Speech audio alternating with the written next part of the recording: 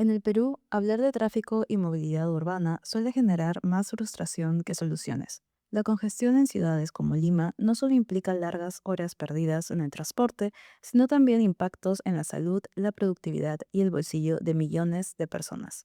Sin embargo, muchas de las soluciones que se proponen, como ampliar pistas o construir bypasses, suelen atacar solo el síntoma y no el problema de fondo.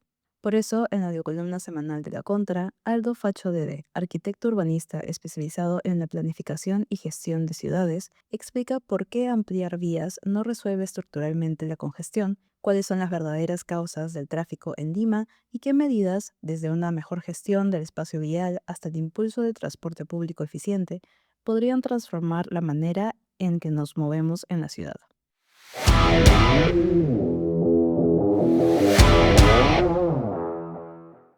Primero que nada, hay que entender que la congestión de las vías no es un problema que se restringe al nodo, al lugar donde se congestiona, sino es un problema que tiene diferentes orígenes. Primero, obviamente, hay un tema vinculado a la red vial de manera integral, o sea, una red vial que no está completa, que no permite conectar diferentes partes de la ciudad de manera dinámica sin pasar por el mismo punto. Eso es un problema, por ejemplo, de una red incompleta que genera cuellos de botella, o sea, no de saturación, de congestión. Y eso, obviamente, por más que amplíes la vía en el nodo, la congestión va a persistir. ¿Por qué? Porque hay solo un punto por el cual puedes pasar. Y luego también otro de los problemas digamos, generales que genera saturación en las vías es los limitados medios que la ciudad te ofrece para desplazar. Si el medio principal que la ciudad te ofrece es el que uses tu vehículo particular, un taxi colectivo o un vehículo de menor dimensión, la sumatoria de vehículos genera congestión.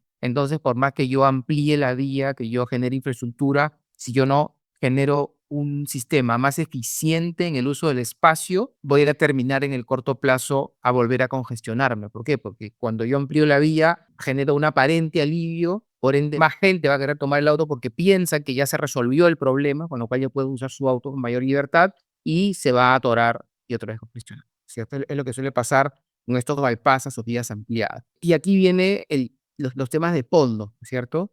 Porque claro, evidentemente, ampliar vías, hay dos situaciones críticas. Uno es el espacio físico.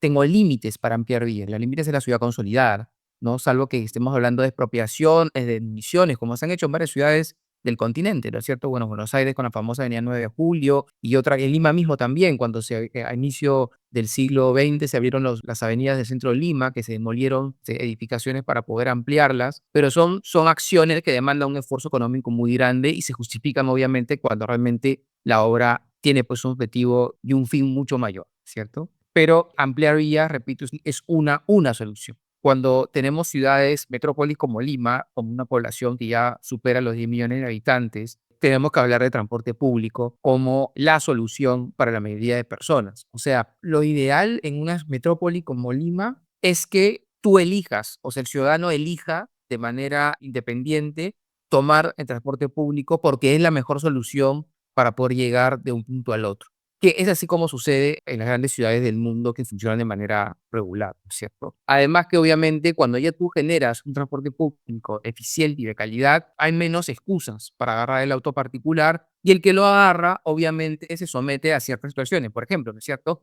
Inclusive hay ciudades como Nueva York y otras que cobran tasas para entrar a zonas más densas, a zonas centrales, por ejemplo, ¿no es cierto? O también tienes altos costos de estacionamiento o tienes inclusive otro tipo de desincentivo, ¿no es cierto? Pero yo para poder desincentivar que uses el auto, tengo que haberte ofrecido previamente un sistema altamente eficiente y seguro de transporte público masivo, cosa que Lima no tiene. Eso es crítico. ¿Por qué? Porque para los sistemas de transporte público, digamos, se implementan dependiendo de la demanda, de cuántas personas se mueve por ese eje. Entonces, por ejemplo, claro, para una avenida periférica de Lima, donde se mueven menos personas, posiblemente con un bus pequeño ya sea suficiente. Pero si voy a la avenida Javier Prado, evidentemente el corredor rojo no me es suficiente. Ya termina siendo poco eficiente y hasta obsoleto. Y más bien, obras de infraestructura vial, como son ampliación de carriles, bypasses para autos particulares, además, lo que hacen es incentivan que la gente agarre un carro particular o peor todavía, el transporte ilegal.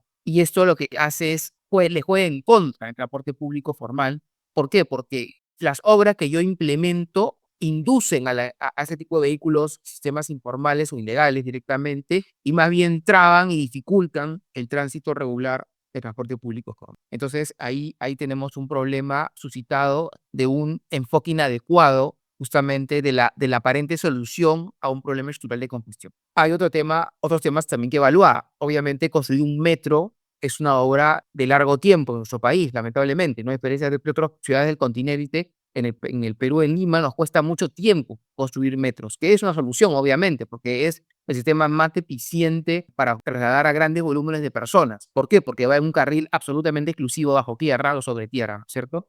Pero claro, estamos ya casi 15 años construyendo el Metro Línea 2, el Metro Línea 1 demoró también otro tanto, y ni hablar del 3 y el 4. Entonces, tenemos que pensar en sistemas intermedios que nos permitan poder resolver el tránsito adecuado de las personas mientras se proyectan y se ejecutan estos grandes obras de infraestructura vial. Y en ese sentido, el metropolitano en Lima ha demostrado ser sumamente eficiente. ¿Por qué? Porque utiliza infraestructura que ya existe, las avenidas que ya están, con mejoras en cuanto a carriles exclusivos y paraderos especiales, porque son buses finalmente, unidades que se pueden adquirir y se pueden poner en funcionamiento de manera rápida, y porque además es un sistema flexible, adaptable. No es difícil hacer correcciones sobre el modelo, incrementar la flota, manejar flujos. Se pueden implementar mejoras de manera mucho más dinámica que en un metro que ya está hecho el túnel, moverlo es bastante más complejo. No es más, está pasando ahora con estación aeropuerto del ramal de la línea 4, que no va a llegar al aeropuerto. Es un escándalo a todas luces, del cual ya no se habla,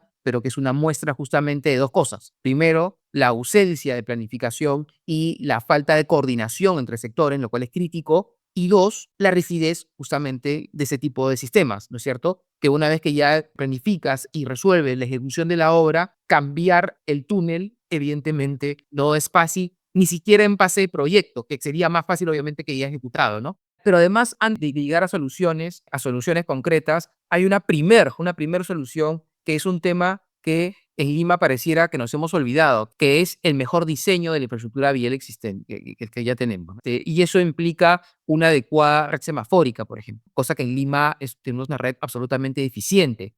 Hace ya 4 años se generó un crédito, un préstamo con el Banco Mundial para el Lima Metropolitana, en la cual se iba a implementar una red semafórica inteligente con una central semafórica, digamos, moderna, ¿no? Iban a ser más de 400 intersecciones que iban a estar articuladas por una única central para que funcionen de forma obviamente coordinada y eficiente, permitiendo mejorar los flujos de los vehículos. Bueno, hasta ahora ese proyecto no empieza ni siquiera, o sea, es más, seguimos trabados en temas contractuales y en la letra chica, lo cual es crítico. ¿Por qué? Porque la gestión que se está yendo, la actual gestión de la Municipalidad Metropolitana, inició su gestión con este proyecto ya en cartera, ¿no es cierto? Ya han pasado 4 años y ese proyecto sigue sin ni siquiera empezar de manera concreta, ¿no? Entonces, antes de plantear grandes obras, bypasses y apropiaciones para ampliar vías, yo diría empecemos por hacer que las cosas funcionen bien. Empecemos por tener nodos adecuadamente semaforizados, con semáforos inteligentes que puedan manejar los tiempos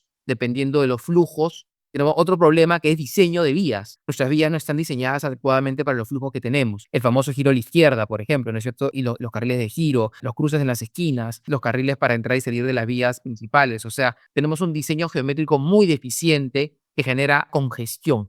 Y, por ejemplo, yo he visto personalmente en algunos distritos como Surco, por ejemplo, que se han hecho soluciones bastante sencillas, rápidas, pero inteligentes, generando carriles de giro a la izquierda, dándoles mayor longitud o más bien segregándolos. Y esas soluciones pequeñas, resueltas con inteligencia, han hecho que se mejore el flujo de un nodo sin una obra, sin un bypass. Entonces, claro, si nos preguntamos cómo resolver este problema que tenemos en Lima estructural, ¿no es cierto? Que hace que perdamos horas de vida atorados en el tráfico, que la contaminación sea un tema ya crítico, ¿no es cierto? Que nos perjudique nuestra salud también, y además de los gastos, obviamente en dinero, que perdemos, ya sea porque estamos atorados en nuestro auto consumiendo combustible o porque perdemos horas de trabajo o horas de productividad. Eso ni hablar de las horas que perdemos también en cuanto al traslado de mercancías, ¿no es cierto? Que terminan impactando en el precio de los productos, que todos terminan en nuestro bolsillo de una manera u otra, y peor todavía, terminar nuestra salud. Bueno, yo empezaría haciendo acciones ejecutivas en los nodos de mayor congestión, pero no tanto, si es no tanto planteando bypasses, que sería una solución mucho más rígida y más crítica, sino planteando la solución de los nodos, o sea, con inteligencia aplicada al diseño vial. O sea, redistribuyendo el espacio vial que ya tengo, dando prioridad a los giros o las maniobras que tienen mayor demanda y dándoles mayor fluidez,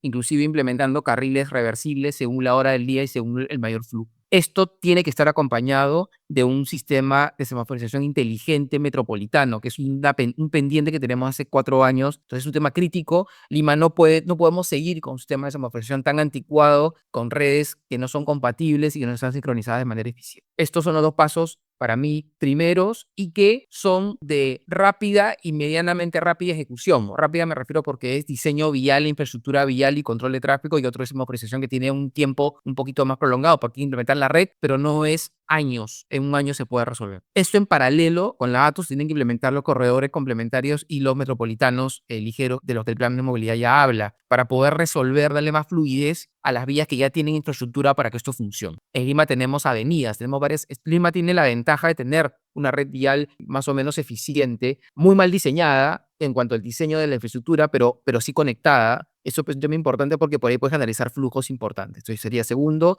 implementar corredores complementarios y metropolitanos ligeros en estas vías con sistemas híbridos como pasa en ciudades como Buenos Aires, que es el Metrobús, que no es un metropolitano, es simplemente un carril exclusivo de buses con paraderos organizados que permiten que la línea de buses vaya más rápido. Esto, obviamente, acompañando ya proyectos de mediano y largo plazo que tienen que ver con ¿qué? Con obras de infraestructura vial. O sea, Lima tiene un déficit de vías expresas y vías rápidas. Obviamente, tenemos muy poca infraestructura vial adecuada para la metrópoli. La vía de habitamiento es una y ni siquiera está completa. Después tenemos la vía, la Costa Verde, que también tiene sus limitaciones. O sea, tenemos muy poca infraestructura vial eficiente y que canalice los grandes flujos de la ciudad. Esto hay que resolverlo. Y obviamente las grandes obras de transporte público masivo, ¿cierto? Los teleféricos y los metros que debieran demorar mucho menos de lo que demoran hoy, ¿no es cierto? Pero toda esta cartera de proyectos tienen tiempo de ejecución que deben estar bien coordinados y no debieran entre sí pisarse. O sea, que yo genere una línea de buses, un metropolitano ligero, digamos, sobre una vía, no debiera impedir que luego sea del metro. Al contrario, es un muy buen piloto para el metro, porque yo puedo, con un metropolitano ligero, yo puedo evaluar y puedo ver cuánto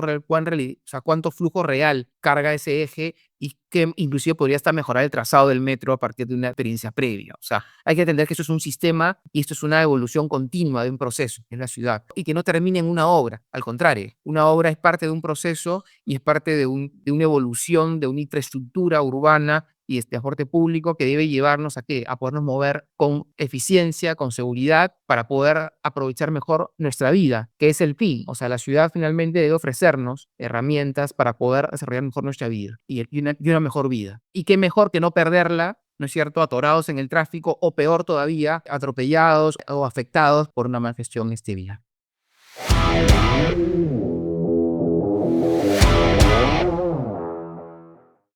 Eso ha sido todo por la audiocolumna de esta semana. No olvides compartir, darle like y contarnos cuánto tiempo pierdes el día atrapado en el tráfico. Recuerda que puedes tener acceso anticipado a las audiocolumnas, además de documentos exclusivos, uniéndote a nuestro Patreon en el link de la descripción o convirtiéndote en miembro de nuestro canal de YouTube con el botón unirse de aquí abajo.